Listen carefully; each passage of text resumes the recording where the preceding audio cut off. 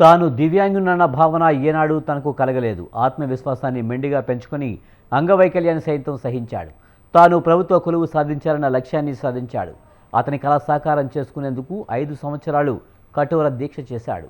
2025 mega డిఎస్సిలో విజయం సాధించి ఉపాధ్యాయ వృత్తి చేపట్టనున్నాడు. అతడే విజయనగరం జిల్లా కొత్తవలస మండలం గనిసెట్టిపాలెం గ్రామానికి చెందిన జామి సింహాచలం నాయుడు.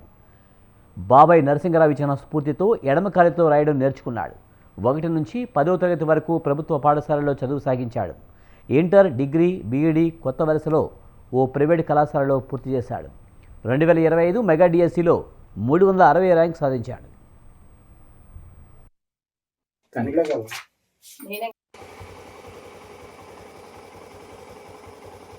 నా పేరు జామి సింహాచలం నాయుడు. నేను విజయనగరం జిల్లా కొత్తవలస మండలం గనిసెట్టిపాలెం గ్రామానికి చెందినవాడిని. నేను పుట్టుకతోనే 2 చేతులు మరియు ఎడమ కాలు కూడా వైకల్య బారిన పెట్టి జన్మించాను. అయినా సరే నేను ఉత్సాహపడకుండా మా బాబాయ్ గారు నా కాలుతో రాయడం నేర్పించారు. అలానే కాలుతో రాసి నా విద్యాభ్యాసం అంతా కూడా పూర్తి చేశాను. నేను ఒక పాఠశాల విద్యాభ్యాసం విశాఖపట్నం జిల్లాలో పూర్తి చేయడం వల్ల నేను మెగా డిఎస్సి 2025లో విశాఖపట్నం జిల్లాలో ఎగ్జిట్గా సెలెక్ట్ అయ్యాను. ఈ ఉపాధ్యాయ వృత్తిని నేను సెలెక్ట్ అయినందుకు చాలా సంతోషంగా ఉంది. అలానే విద్యార్థులు కూడా పాఠాలవి చాలా ఆదర్శవంతంగా స్ఫూర్తిగా వాళ్ళకి బోధిస్తూ వారిని కూడా జీవితంలో ప్రయోజకులుగా తీర్చిదిద్దుతానని నేను ఆశిస్తున్నాను. అలానే నేను డిగ్రీ మరియు బీఈడీ కూడా పూర్తి చేశాను. కానీ నా అంతిమ లక్ష్యం మాత్రం ఐఏఎస్ కావాలనేది నా అంతిమ లక్ష్యం. దాని గురించి నా ఐఏఎస్ కోసం నేను ప్రయత్నం అనేది నా సన్నద్ధతని ప్రారంభిస్తాను.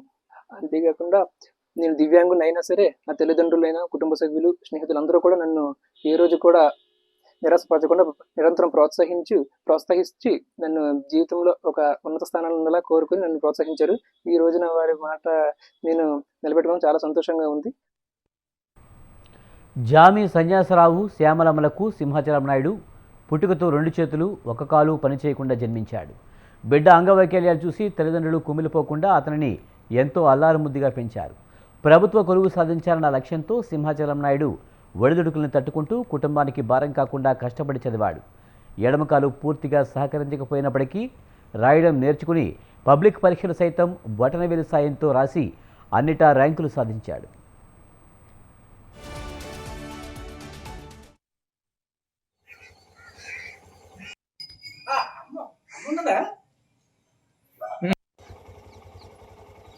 మా అబ్బాయి పుట్టుకతో వికలాంగుడై జన్మించాడు. అయినా సరే మా తల్లిదండ్రులు బాధపడలేదు.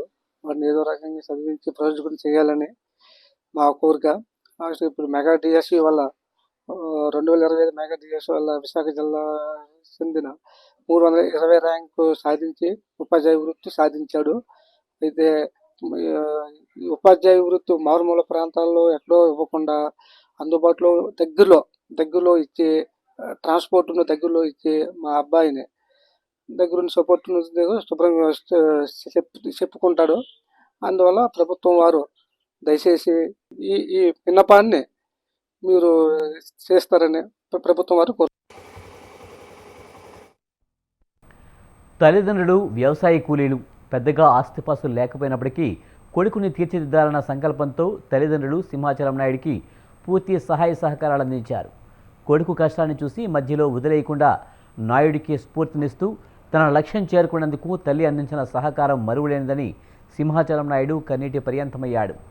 దివ్యాంగుల్లోనికి ఆదర్శంగా నడుస్తూ రాష్ట్రం మొత్తం మీద కాలితో పరీక్షలు రాసి మెగా డిఎస్సిలో ఏసీజీగా ఉద్యోగం సాధించిన ఘనత సింహాచలం నాయుడుకు దక్కుతుంది.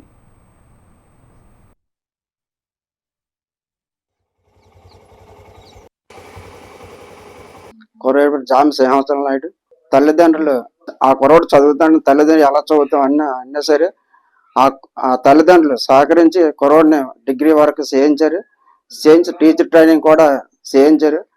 ఆ కుర్రోడు ఉద్యోగం చేయాలని తప్పని కొలిది ఆలోచన కొలిది ఆ తల్లిదండ్రులు కూడా సహకరించి ఉద్యోగానికి సహకారాలు అన్ని అందించారు. మేము చిన్నప్పటి నుంచి చూస్తాను కుర్రోడు మరి ఆ కాలుతో రాయడం అన్నీ కూడా కాలుతోనే చేసుకుంటాడు. చెయ్యిలో మరి పూర్తిగా పనిచేయవు. దానివల్ల ఏదో గవర్నమెంట్ ఉద్యోగం సాధించాలని పట్టుదలతో చాలా కాలం నుంచి ఇంచుమించు 6-7 సంవత్సరాల నుంచి వెయిట్ చేస్తున్నాడు. ఏదో ఈరోజు గవర్నమెంట్ దయవల్ల ఏదో ఆయనకి గవర్నమెంట్ ఇవ్వడం వల్ల ఉద్యోగం వచ్చింది. మా పెద్ద అబ్బాయి పుట్టుకతోనే 2 చేతులు కాళ్ళు లేదు, అయినా మేము బాధపడలేదు. ఈరోజు గవర్నమెంట్ ఉద్యోగం సాధించినందుకు చాలా సంతోషపడుతున్నాము. వాడికి ఎందరికో స్ఫూర్తిగా నిలుస్తూ ఉపాధ్యాయ వృత్తిని చేపట్టనున్న నాయుడికి కొత్త వలస మండలం ప్రజలు అధికారులతో పాటు జిల్లా విద్యాశాఖ అధికారులు సైతం అభినందించారు.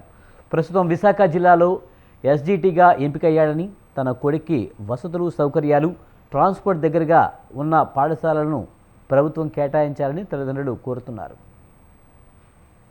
తల్లిదండ్రులు కూడా సహకరించి ఉద్యోగానికి సహాయ సహకారాలన్నీ అందించారు. మేము చిన్నప్పటి నుంచి చూస్తాను, కుర్రోడు మరి ఆ కాలుతో రాయడం అన్నీ కూడా కాలుతోనే చేసుకుంటాడు. చెయ్యిలు మరి పూర్తిగా పనిచేయవు. దానివల్ల ఏదో గవర్నమెంట్ ఉద్యోగం సాధించాలని పట్టుదలతో చాలా కాలం నుంచి ఇంచుమించు 6-7 సంవత్సరాల నుంచి వెయిట్ చేస్తాం.